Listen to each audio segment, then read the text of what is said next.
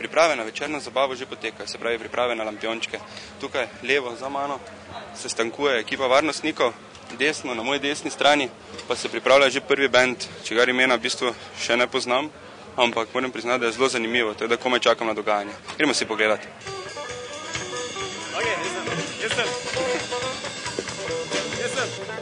Smo? Smo vsi? Ok.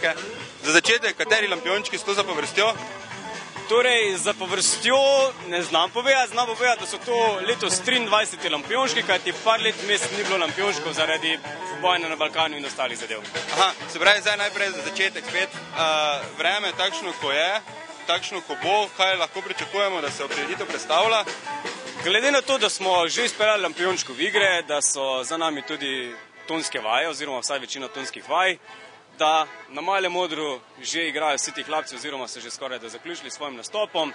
Se lampiončki vodijo normalno, tako kot je bilo načrtovano, torej danes, 19. maja, torek, piše se zgodovina, lampiončki so tu.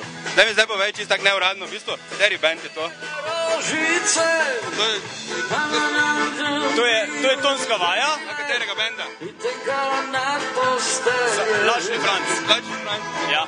No, ker nisem prepoznal, vse po muziki je bilo skoraj jasno, no, vseeno.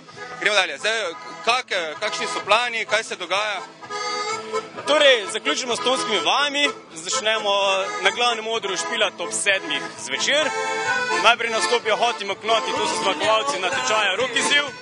Nato pridejo I vs. I, zmagovalci natečaja Show Rock, temu sledi Alja, potem Lačni Franc in pa Zoran Predin, ob polnoči presenečenje tradicionalno, ob 1:30 zjutraj pridejo Bigfoot Mama, ob 2 zjutraj pa Happy Old McQuizzle.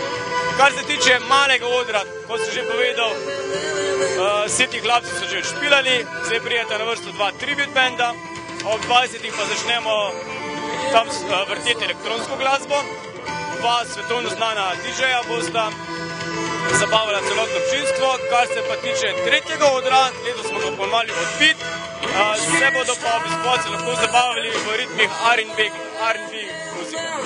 Glede na to, da bo ta posnetek prišel po lampiončki, to je presenečenje. Je bilo presenečenje, ne?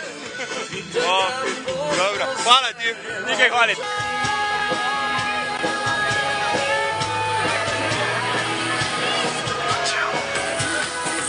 Na lampiončki smo ujeli tudi koordinatorja projektov Z glavo na zabavo. Pa nas zanima, zakaj tu sploh gre.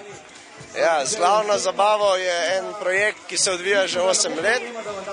Znamka je postala že prepoznavna in tudi mladi so že začeli sprejemati ta koncept Z glavo na zabavo.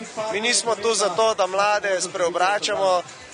Seveda, če se da, bi bilo super, ne? Ampak v prvi vrsti smo tu zato, da jih spodbujamo k zdravi zabavi, oziroma če že spijejo kakšno kapljico alkohola, da se ne usedejo za volan.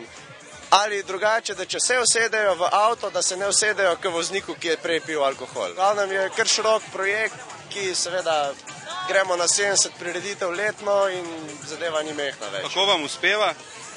Jaz mislim, da nam precej uspeva. Zdaj smo že, tale prireditev je že 5. v tem mesecu in vse povsod smo dobro sprejeti, delimo lepe nagrade, spodbujamo mlade k zdravi zabavi in... S pihanjem do nagrade je nek vrste slogan. Tako. Se pravi, tisti, ki napihajo 0:0, sodelujejo pri merjenju reakcijskega časa in s tem si lahko prislužijo tudi praktične nagrade. Tako, začel je, ima že 17, 20, 25, 30 km/h, čakamo oviro, kje so ovire? Gledamo na cesto, ovira, joj! Nažalost, sekunda 24.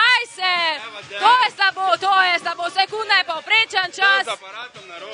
Tole ni nič z aparatom narobe, to so slabi refleksi.